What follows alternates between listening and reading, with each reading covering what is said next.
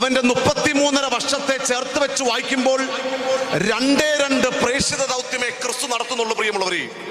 അതിലൊന്നാമത്തെ പ്രേക്ഷിത ദൗത്യം ഗലീലയിലെ പ്രേക്ഷിത ദൗത്യവും രണ്ടാമത്തെ പ്രേക്ഷിത ദൗത്യം പറഞ്ഞു ഇന്നലെ അഖിലമലങ്കരി ഫസ്റ്റ് ഒക്കെ മേടിച്ചിട്ട് നിൽക്കുക. പറഞ്ഞു രണ്ടാമത്തെ പ്രേക്ഷിത ദൗത്യം യെരൂശലേമിലെ പ്രേക്ഷിത ദൗത്യമാണ്.